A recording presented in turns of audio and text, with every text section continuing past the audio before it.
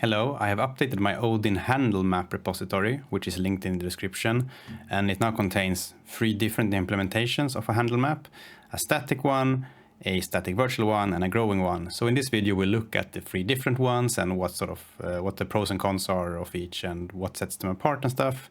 A handle-based map is a storage container that maps a handle, which is an index plus a generation, to an item. This is good for storing permanent references to objects. It's commonly used in video games for storing entities. So you might want permanent references to entities. You want to hand out sort of like, here's something that represents this one, and here's something that represents this one, and you want to do that. But you don't want to use pointers because then you might get dangling pointers if those things get destroyed. And you don't want to just use indices into an array because the thing at that index might get replaced. So a handle sort of solves both those things by containing an index and a generation, where the generation is a number that is used to verify that it's still the same thing at that slot. So let's start by looking at the handle map static, which looks like this. Here is the inside the handle map static folder. There you'll find this struct in the handle map file there. And as you can see here, this is just a static array. This is a polymorphic struct, so it takes a constant integer n here, and you just say, I want this many items, and this is the maximum number of items you can store in this one. So this one is not very flexible in the sense that you need to say, when you create it, how many things could you maximally put into this thing. But it's very simple, doesn't require any manual memory management, and it doesn't involve any weird allocators. We're going to talk a bit about arena allocators and stuff. This is very simple and easy to understand. Also in the examples folder here of the repository are 5 different examples. The static one we can look at here. This is the static example, which uses the handle map static. And you can see here how I have an entity type here, and I have a handle type here, and I create the handle map by just writing like this. I say which type, which handle type, and how many, and this is the maximum. So it starts with 0 things inside it, and then it grows. But it cannot grow past 1024 in this case. If you play and run this little game, it looks like this. And you see sort of that there are these circles, and you can intersect with them, and all these circles are in entities. They live inside this handle-based map. And the number inside each is the generation, which is essentially how many times has the slot that this entity lives in, how many times has that one been reused. So you see now there's a 2 over here, a 2 there, 2 there. There's probably a 3 here now. Yeah. And it says what the capacity is, how many has been used, and how many are unused currently. And the unused ones are when I sort of intersect with one, and it hasn't. Then it sort of leaves a hole in the array. This program is fairly simple. It's just a little video game that uses Raylib essentially. When it starts up, it first just adds it runs reset here, but that in turn adds a player entity, which is just the black circle and with a size, and it stores that with an entity handle here. So this is a permanent reference to the player. And like I said, this is just an index plus generation. If you look at how this is implemented, the handle, then you see that it is indeed just index and gen like this. And there's lots of documentation, by the way, in the Odin files that you can go read as well. And this little game just, in the update, it just uses, there's some iterators that come with this handle-based map. So it uses the iterator to loop over all the things here, and it checks if they collide with the player. And in that case, it uses the remove thing here, and the remove procedure here will put that slot in a free list, essentially, so that it can be reused. It doesn't move things around in the fixed array that this handle map uses, because then the indices would get messed up. So it just leaves holes and puts them on a free list. And another thing you can see here is, here we have the player handle, that is this global variable here. And we resolve that. So this is a handle, and then the get procedure here resolves it into a pointer, p here. And p is then used down here to compare against the circles of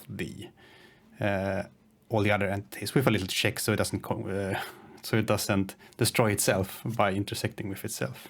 And then there's a separate draw proc in this example, and it again just loops over the entities and draws the circles and puts the little text inside, which is the generation number of each handle. A big focus of all these three variants that we will see is that I'm almost a bit obsessed with that the pointer should be stable. So when you do hm.get here and you resolve the handle into a pointer, then I want it to be stable. Even if you add more things to the array, I still want this thing to be stable.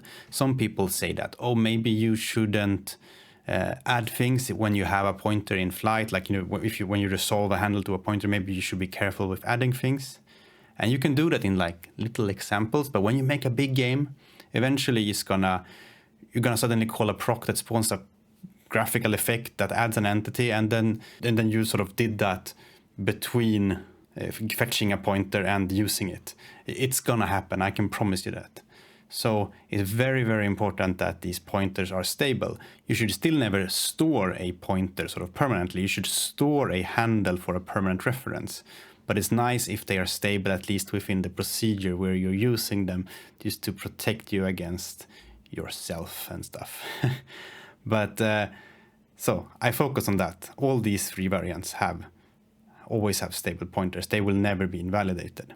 There's also a timer down here, and this is what spawns them. So every 0.3 seconds, it adds an entity at a random position with a random color. So that's what spawns them in the little example game. So let's look at what the add and get procedure sort of do here. The get procedure is fairly simple. It just takes the handle and fetches the item at an index as long as it is within bounds. And then it checks that the handle that we have is the same handle that's on the item. Because if they're the same, then they have the same index and the same generation. If the generation is off on the item in the array, then the handle no longer refers to the correct one. Then maybe the slot has been reused, right? So you have like some entity is there now that is some other entity there than you thought there was. So you have a sort of an old handle. And the get procedure just returns a pointer to that one. The add procedure that we use to add these circles here, that one just takes the handle map, and it does use it has a next unused, which is the first slot that is unused in the sort of free list that's available inside the handle map, and it will reuse that one if possible. If there is no next reused, then it means that we need to add something more. And in that case, it also, a thing it does here is that it makes sure that the thing at the 0th index, at index 0, is always just a dummy element. You don't want anything at index 0, because you want the handle with index 0 and generation 0 to mean nothing.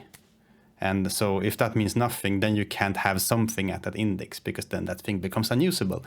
And it's also nice for making 0 is initialized programming work nicer to make sure that the thing at the 0th index is there's just some kind of dummy element there, or whatever you want to call it. And if it's already full, then it just returns nothing here. Maybe here it should return sort of an error or something also, but I haven't done that yet. But it's easy to add. You can also just check if this thing is all zeros.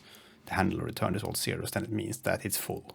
Otherwise, it just adds it to the array, and it just does that by increasing the number of items down here at the end. And before doing that, it will put the item you wanted to add to the array at that slot and set the handle correctly, so it starts at something nice. Here the generation is set to 1. It's only when a slot is reused up here that the generation is increased. So like I said, this the static one it's easy to use in a sense, because it doesn't need any manual memory management. It's maybe less easy to use because you must come up with a sort of budget or an upper estimate of how many things you can have. But that's sometimes good to do anyways, because if you don't know that, so there are cases when you don't know that. Like if you're making a video editing program and you need for some reason something like this, then sometimes, people make like 10 megabyte. They have like 10 megabytes of memory in use in a video editing program, and then someone makes a feature film and has 2 terabytes of memory in use with all the clips and stuff. I'm not saying that you should put the clips or something in an array like this, but there is something there, you know, when some programs have wildly varying use cases for how much memory they use. And if you always go for the worst case scenario in those programs, then everyone is going to need a supercomputer, essentially. But for example, for a video game, it's quite feasible. Like, you can quite often make a nice estimate of how many entities you might need, for example.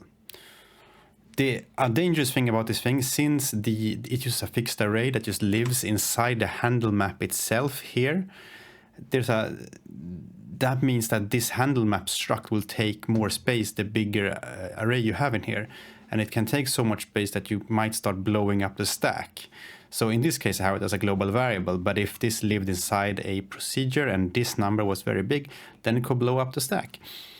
You can get around that by having it as a global variable or having it inside a struct that is dynamically allocated. So maybe you have a game memory struct that is dynamically allocated and you can put it in there. You just be careful when you assign it to a local variable, which you probably don't want to do anyways because you don't want a copy of it. But Odin is nice enough to let you know when you put very, very big things on the stack. It's gonna complain at you at compile time, so you should be fine. Okay, let's move on to the one called handle map static virtual.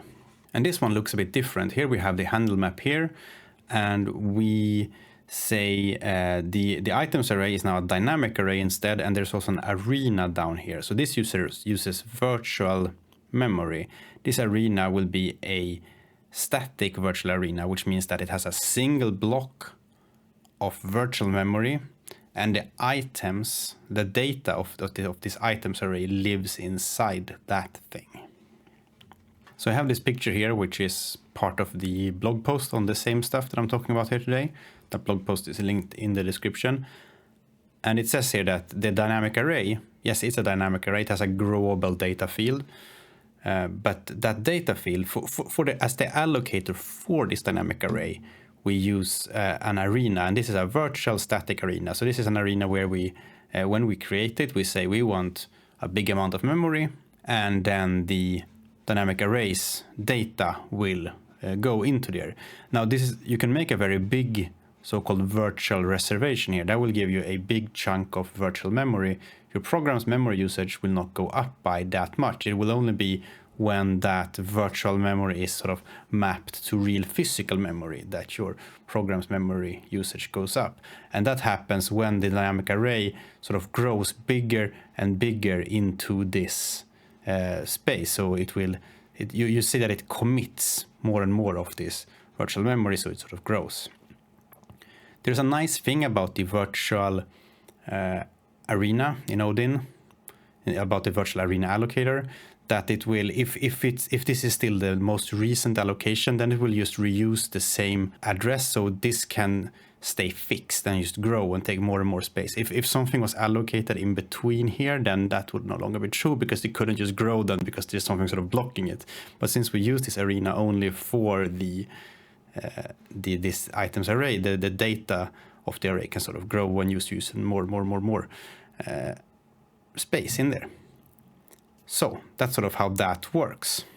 So let's look at an example of how to use this handle map. I've changed the import to handle map static virtual, and the declaration of the handle map looks pretty much the same. You have an entity and a handle. The number here in the static one was 1024. In the static virtual one, I can put a more exaggerated number here, because like I said, this only leads to a virtual reservation.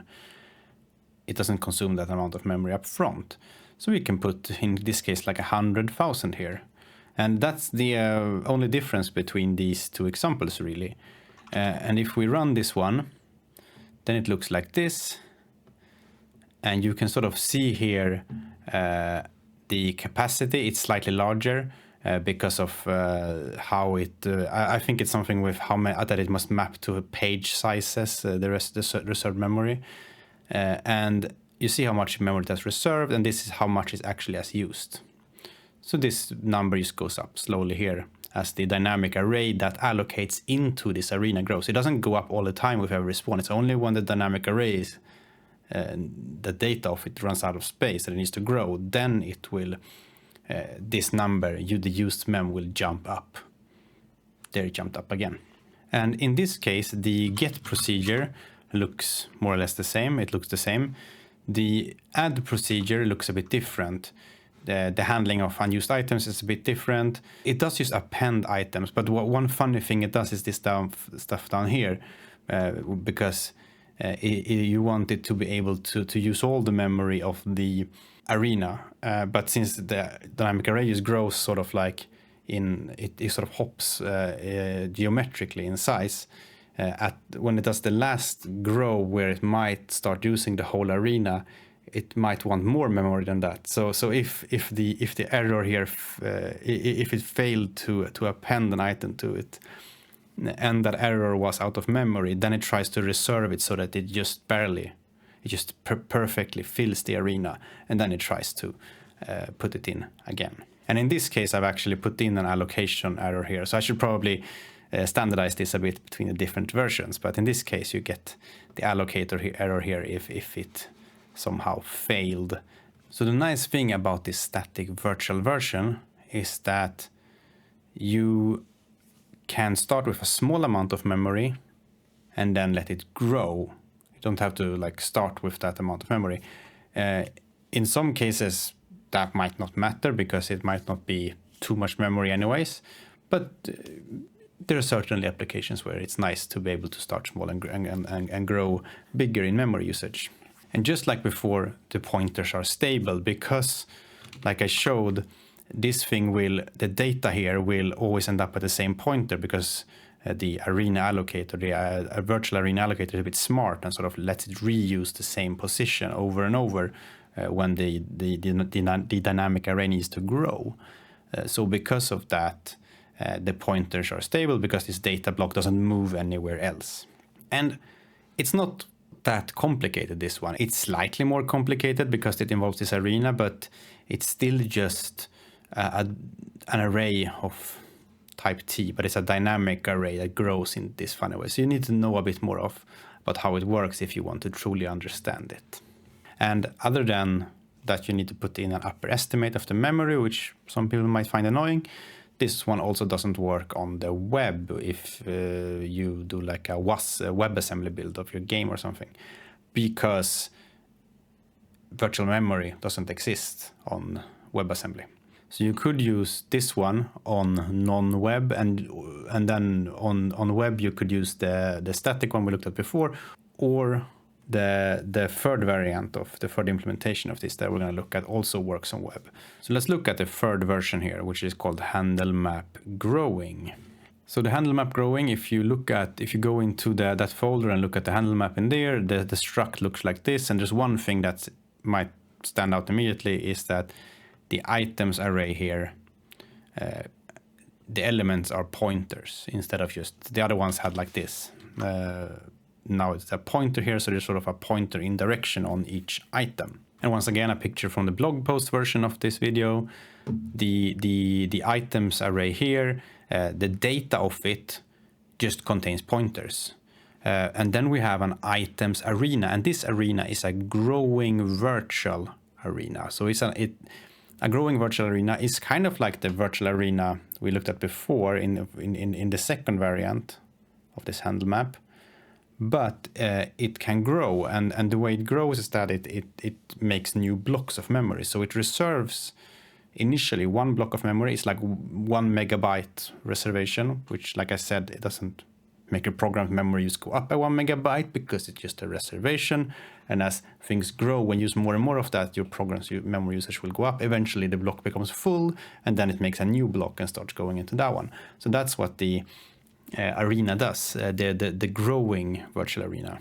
So in this case, this dynamic array here, like I said, it contains pointers, and those pointers live inside the arena. So the first few things that are allocated go into the first block of the arena, and then, you know, maybe there's a fourth block or something where the last things go, or something like that. So the data of the items array is just pointers. That stuff is not allocated. Like the list of pointers itself is not allocated into the arena. What's allocated into the arena is what each of those pointers point at. And this makes them sit, you see like here they sit like nicely next to each other in memory, which is good for cache-friendly performance, that they are laid out like this.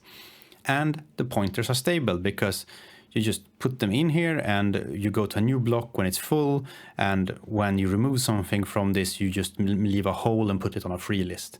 You do not deallocate the blocks or change the order of things in there. So the example for the growing version just looks like this. You see there's no longer a number here because you don't need to specify an upper bounds, because it can just make new blocks, and those the items themselves can go into those new blocks. And that's the only difference really here. We can look at the add procedure inside the growing handle map here and see how it's different. So we, as usual, get the handle map here and the thing to add, and we have an unused list again that we can take stuff from. But when we want to add something, we fetch the arena allocator that is able to allocate into the items arena. And then we use new here. So this dynamically allocates, but since it uses this arena allocator, they will just end up inside the arena, and the arena grows linearly, which is, again, the things will just end up like this, one after another in the arena. And if a block is full, it gets a new block, and blah, blah, blah, blah, blah. And the blocks only take as much memory as is committed. So the reserved space for the last block, the extra empty space here, does not use any memory until it gets filled up. And we use new here, and just doing new like this without the allocator there, the arena allocator there, allocating each element separately like this is bad, because it will get heap allocated. And this nice thing about them being next to each other, they will, if you just knew, then there's no, they will just go anywhere in memory, and you will get terrible cache performance because they're not next to each other anymore, so the computer can't guess, like it can't fetch many at once and put them into the CPU's cache and all that, so it's gonna be slow. So that's why when using some people be like, oh, new very bad, because people might think that new is always bad for cache friendliness. Well, if you use an arena allocator and feed that into there, then that's not so much of a problem. It's just if you use it naively and just heap allocate all of them separately so they go everywhere in the memory, then that's bad. There is, of course, when you iterate over these items here, there is a little pointer in direction. I haven't really seen any big performance problems with this. There is a performance comparison little program in the repository that you can look at. That seems okay, but this thing is a bit more complicated and annoying in some way. I always get annoyed when there's something like this, even though it goes nicely into a arena like this, because it's just more complicated, and I don't like it that much. And this one also works on web, and the reason it works on web is, you might see here that it says arena. It doesn't say vmem.arena or mem.arena or anything. It just says arena, and that's because I've abstracted away which arena it uses. So on sort of non-web, it does this, then it takes the core mem virtual package, and it exposes sort of the virtual growing arena, which is the one I've talked about. So on web, since there's no virtual memory, I can't use that. So instead it uses a dynamic arena to allocate items into. And those, the dynamic arena can't do this nice thing with virtual memory where it just reserves a block and then puts things, commits it as it goes. It just allocates the whole block at once. In general, I would say that if you don't know which one to use, maybe try using the virtual static one with just a big number here, right? And if you need web support, you could use the static one on web, or you can just go with using the growing one everywhere if you want to.